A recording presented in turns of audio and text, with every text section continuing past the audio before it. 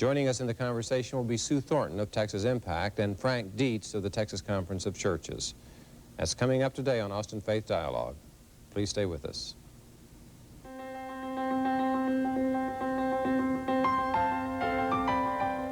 This is Austin Faith Dialogue, a public affairs program discussing the important crossroad of religion in life, produced by Austin Metropolitan Ministries in cooperation with KTBC TV. Austin Faith Dialogue highlights the interaction of the religious community with the social and cultural issues throughout our area. Now, today's edition of Austin Faith Dialogue. Hello, I'm Richard Thompson, pastor of Central Presbyterian Church, and your host for this edition of Austin Faith Dialogue. And today we are going to be focusing on human services in the state of Texas, as we have religious perspectives on this from Sue Thornton of the Texas Impact. Yes. And Frank Dietz of the Texas Conference of Churches. Greetings. We welcome you both. Thank you. And Sue, this is, I think, your third appearance on our program. Correct. Over a period of every other year when the Texas legislature meets. And you have what I would call the interfaith lobby in regard to human services for those who can't afford a lobbyist otherwise. That's correct. Is that still your task? And that's what we do. And what is it that in this particular issue or session of the legislature that you see as the biggest need? Well, again, we are really concerned about overall health and human services funding in the state of Texas. As you know, Rich, and as we've talked about on each of the previous programs here that I've done, Texas has not yet begun to really prioritize the needs of its people first. And so while some folks think that we have extra money to spend this go around in the biennium, that is somewhat of a misnomer, and we will again be balancing the budget on the back of the poor. I see. And the one difference too, it seems to me, is that each time that we've talked before, the situation was getting worse as far as the safety net, as it's called. Right. And how do you define human services? What's your definition of that in terms of your work? Well, human services are those kinds of services that address the needs of people. And in Texas, like most other places, that delivery system is made up of many different layers. There is the layer that is supported by federal dollars that flow to the state, pure state dollars that are appropriated by our legislature, and then those services are coupled with services that the private sector also provides. Mm-hmm. Now, these services include like what we call welfare? Yes.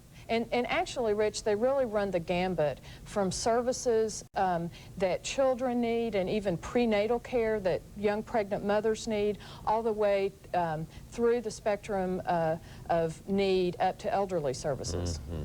So you're not necessarily focusing on criminal justice issues or education issues per se? No, those are certainly interrelated into what we do, and we believe that those systems are becoming exacerbated as well because we're not really dealing with the health and human service questions in Texas. Okay. Frank, as director of the Texas Conference of Churches, do you have health and human services as part of your mandate? Yes, we're not in a programmatic way providing services, but we relate in terms of both supporting the public policy mandates that Sue's organization is part of, and we're one of the member constituencies of that, and help to build that membership base, but also to take a look at how the churches across the state in the varieties of communities from very small to some of the largest cities in our country engage in services for folks in their own communities, so that it's both lifting the voice in behalf of folks toward the public policy end that Sue's involved with, and recognizing that there are lots of hands-on ways in which local congregations or clusters of congregations can relate to these special needs as they present themselves in the varieties of populations that exist in our communities. Okay, so what congregations can do, what church folks can do otherwise to help meet these human services needs would be your focus, as distinct from appearing before committees of the House or Senate and bearing testimony to the policy. Right, but you cannot have one without having the other. That's right. Both are very, very important. Okay. Well, I think that what's most unique about interfaith is, or impact, is that it's interfaith. You have Jewish as well as Christian participants in that. Right. And they come together and they agree on what it is that they would like to have happen in a given session of the legislature. And I'd like to come to that before it's over with, just to have you tell us what you hope would be happening in 1995. But first of all, give us a little bit of a sense of the problem as you see it today, compared to, recent years, and how serious is it in terms of people being at risk? Well, I think it continues to be very serious. The state of Texas in the last decade, as many folks realize, we have been in a budget shortfall. In Texas, we don't have a budget deficit situation because by our state constitution, we have to live within our means, so to speak. And so what has happened over the course of the last couple of legislative sessions, where we haven't really had additional dollars to keep pace with inflationary needs and other kinds of needs of our citizens, is that budget has been balanced on the back of the poor. And so we have seen that core level of support, again, from both the state and federal level, slowly erode over the last several years.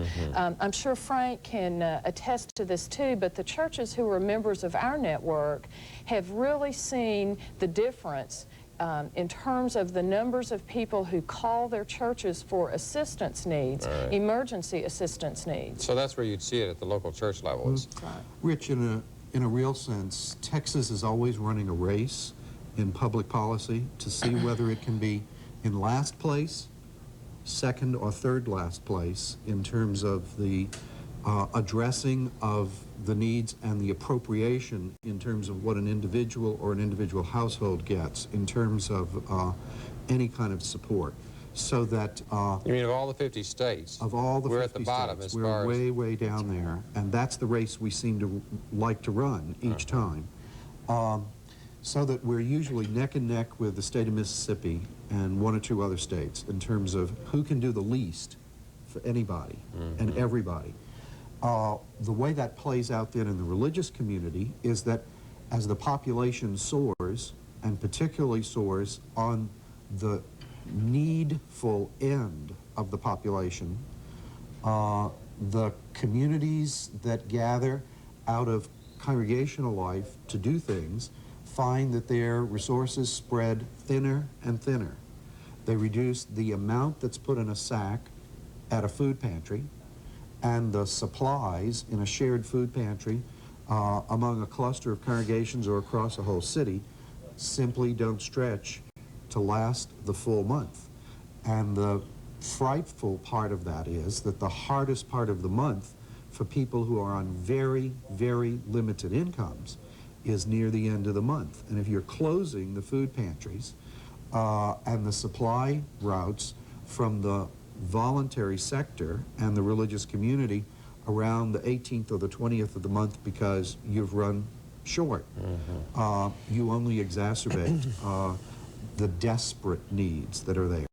And it doesn't take much thinking to realize that when people get that desperate and they have their own children involved, you're then moving into behaviors that publicly we don't tolerate in terms of desperate acts of theft. Okay, so the criminal aspect, the crime is fostered by Exactly. when people are running out of food or... Yeah, and the way that that has played out in the public policy arena has been whether you just build more prisons and staff those prisons, or do you do things for and with these folks, particularly the young ones, so that we're able to nurture a stronger, more contributing life in the community.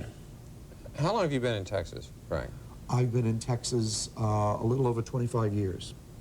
Okay, working in ecumenical... Served two congregations, one in Brazos County and one in Houston. And then after 16 years of doing that, was called to be the director of the Texas Conference of Churches, which takes me into communities all across the state. Mm-hmm. You've been doing that for 12 Almost 13 years. Okay. So within that quarter of a century that you've been here, you've seen the situation getting worse as far as the human services side, even though the state is doing well, relatively speaking, as I think we're one of the fastest growing and That's correct. second largest and so on. You're saying by getting larger, the problems are exacerbated. That's correct. We're also a border state experiencing a lot of the pressures of people coming in, not only from other parts of the United States, but other parts of the world. So that we're, in some ways, I understand, we have some third world kinds of conditions in Texas. Clearly, particularly in the Valley area, and particularly around issues of health, vaccinations, access to prenatal care and postpartum care, those kinds of issues. If major health care reform had gone through in this country in the last year, there would have been an employment boom in certain parts of our state, and particularly in South Texas, because there's such a lack of health professional available for the size of the population. And if we began to define the way we provide the service differently, we would have had to provide many more professionals for them to have access. Okay, this is if scenario, Yeah. but to focus just still on the way it is. And I'm going to have to just play a little bit of a devil's advocate here about. Do. I can't believe that, you know, we're turning ourselves into kind of like you read in Charles Dickens about the waifs on the street and the poverty that is just become accepted and stratification of the classes and all of that. But you're saying that there are actually people who are on the edge, even food-wise and health-wise, and are dying as a result of the lack of... I mean, isn't there a safety net out there somewhere that we can at least keep people from completely perishing? Well, I think that is what the churches do. Most of the churches, particularly in larger metropolitan areas, for example, Houston, in sections of Houston, they have banded together across denominational lines and created basically community kinds of service delivery sites that include food pantries, that include health clinics, that include clothing banks. Okay, so all there those is kinds there of is things. some church response in that regard. But the question is, and I want to come back to this after the break, and that is, if the churches and the nonprofit agencies really can fill the gap, because there's a lot of assumptions that if volunteers would take over this, the government would have to do less, and the government needs to get out of that kind of business. So be ready to answer that when we come back. Okay. In the meantime, we'd like to have you folks stay with us on Austin Faith Dialogue. We'll be back in a minute. Serving Austin means serving you.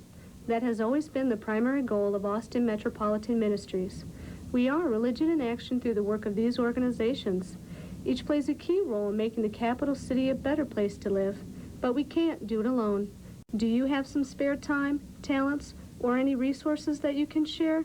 If you do, please call AMM at 472-7627, because serving Austin means serving you.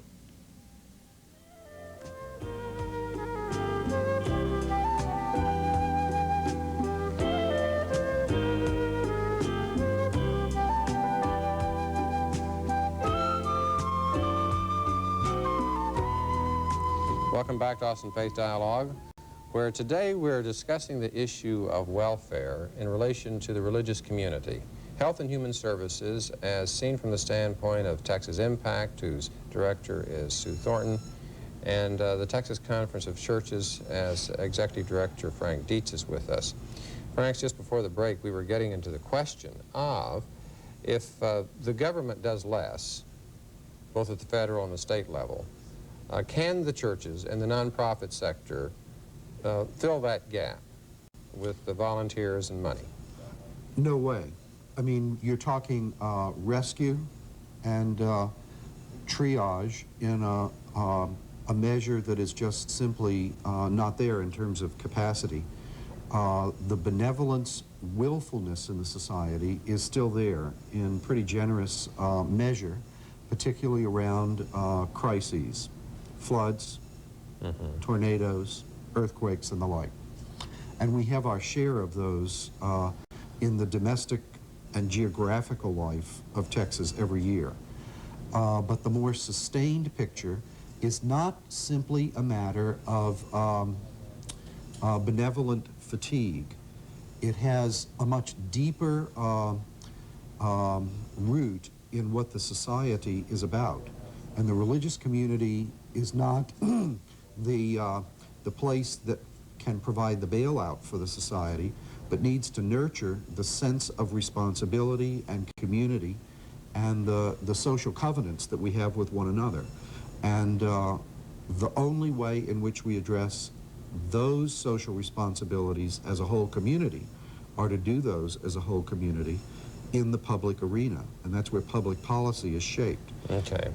So to do what you can on a volunteer basis, but not have the illusion that somehow the private sector can pick all this up and do what only the government can do. It has to be a complement from one sector and the other. It is not a matter of either or. I think you maybe used the word partnership earlier. Yes, it really is a partnership. I don't think that any of us ever dream or expect that the government would do it all. I think that there are very clear roles that the government in terms of financial support needs to be performing, and other roles in terms of community kinds of activities that local entities need to be doing. Okay, well, let's just take this, the welfare, as, you know, Clinton says, the president, we're going to change welfare as we've known it, and the Republicans have their agenda of cutting back on welfare. But you were saying during the break that you see welfare as being, think of it in terms of women and children. Well, it really is. There's a lot of misconception, particularly here in Texas, as this whole welfare debate has really heated up, that we have all of these lazy adults on the welfare rosters. That's not the case in Texas. In Texas, the only kinds of assistance that we provide are to parents with dependent children. And in the vast majority of those cases, we're talking about single moms with their kids. So we're really talking about putting the most vulnerable of our citizens, as well as the future of our state, practically on the street, or at least certainly at risk. I've heard it recently said that the attack on welfare mothers particularly, it goes back to earlier days on AFD, age-dependent children, and it's ironical because it would almost, they would seem to be responsible for the S&L crisis and other corporate welfare programs, in a sense, that have been far in excess of what's been paid for individuals who are on welfare. Right.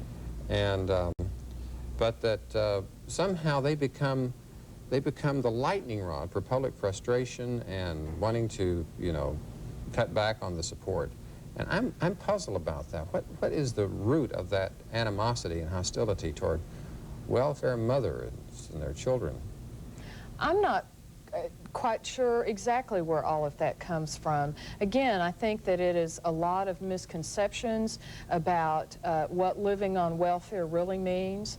I think that most of us who have worked in the public policy arena, particularly around this issue, realize that the welfare system that we have here in the state has not worked to the best benefit of those who are receiving that kind of assistance. In the old days, we used to do things like not let a mom and dad live in the same house with their children and still draw assistance from the state. We have made some progress in those areas, but I think that there's just been a lot of misconception about what that really means. Yeah. It doesn't take a lot of feminist analysis, Rich, to recognize that the blaming and the victimization within our society and our social rhetoric has allowed us to make women and children the easiest to exploit over and over and over again. And so that's been true in terms of the labor issues, that's been true in terms of the public support of people, that's true in terms of nutrition issues, and it goes on and on.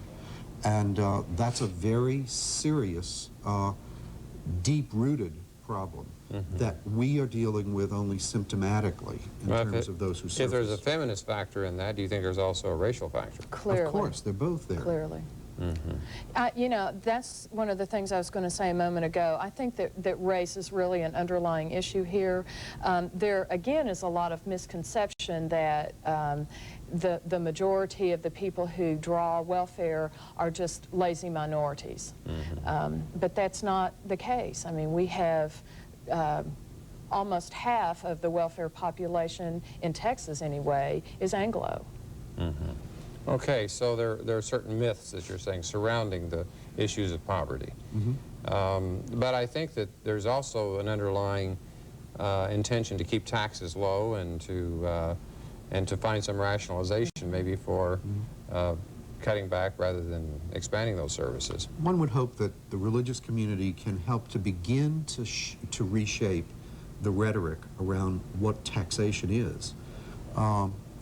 And begin to help the general public look at what a fair share is. We talk about that in terms of other ways in which we participate in support of the general welfare of a community with special gifts to special projects. But there's another sense in which we need to really nurture some of what that's about. And we've allowed a very destructive way of talking to begin to become a means of governance. And it perpetrates a lie. Well, let's, in the minutes we have left, let's move from the problem, as we've been defining it, more to what you hope would happen as a result of your efforts. If Texas is toward the bottom of supporting human services and its tax structure is not keeping up with those needs, what, as a result of let's come to the Texas impact. After this session of the legislature is over, and you're working on an interfaith basis to try to bring about some changes or improvements, what would your best case scenario be? Well, since we're dreaming here, Rich, what I would like to see happen is that we actually have a major study in the state of our entire revenue system and really look at all the different pieces there to see what we need to rearrange on that side of the budget structure. One of the problems that I think lawmakers really have been grappling with in a much more intense and intent way is to try and figure out how to get around the curve and to really begin to put more dollars on the front end of young children's lives rather than having to spend 3 to 6x in the healthcare system or in the juvenile justice system or whatever kind of other problems that show up later in their lives might be. So that's what I would like to see happen, is that we really look at the revenue system and see if we can't find some additional dollars that we will be willing to commit to really track a generation of Texas children. Now, there's something on your Texas Impact agenda this year that you can be specific about in that regard that you hope to have accomplished by December of 1995? Well, what we hope to be able to do is to urge the legislature to appropriate as many dollars as possible this go-around in the area of health and human services. We're still short right now as we're in the budget deliberations, and so we're hoping to be able to push the legislature to fund at least current services. Keep it the way it is, rather than just cutting it back. Right. So that's a bottom line. In terms of dollars. Now, certainly programmatically, we need to restructure some things. Okay. From your standpoint, what would be the best outcome? For the future, it's got to be a much more substantial change than holding the line. We have built a state that has a constitution and a whole system of patchwork revenue that just won't carry us very effectively into the next millennium. What we have is kind of a frontier mythology about who we are in the Wild West, and with great open spaces. And we have 3 of the 10 largest metropolitan systems where people live in the country, and one of the most dynamic pieces of a dynamic economy for the world. And so there's a lot more riding on our being able to figure out how to do this better than just those of us who are currently citizens in Texas, because a lot of others count on us to have our act together sufficiently in order to contribute in a healthy, strong way to the larger economy and the larger social fabric. And we're not modeling that right now, as we are protecting a lot of special interests, and we're not beginning to look at the more effective way to draw revenue. That means tax reform. So tax reform was what you'd say would get us into the next century, if not the next Well, millennium. it might get us into the first half of this century and a step toward the next century.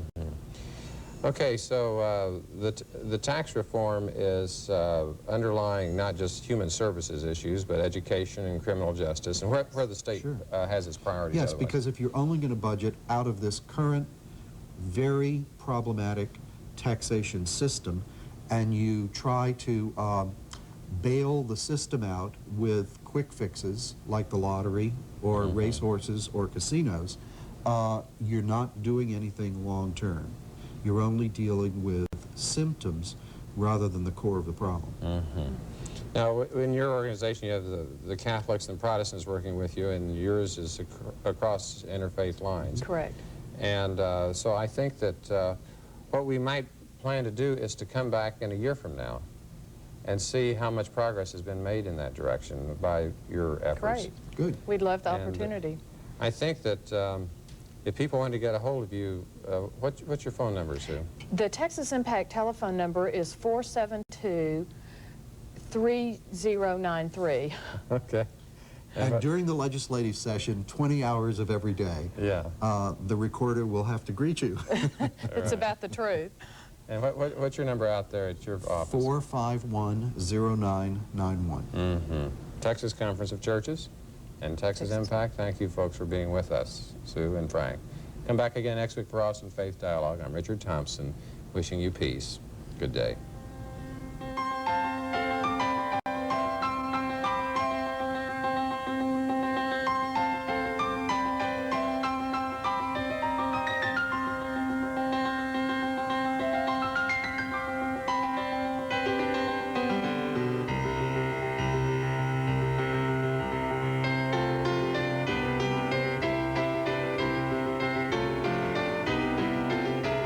For more information, call Austin Metropolitan Ministries at 472-7627.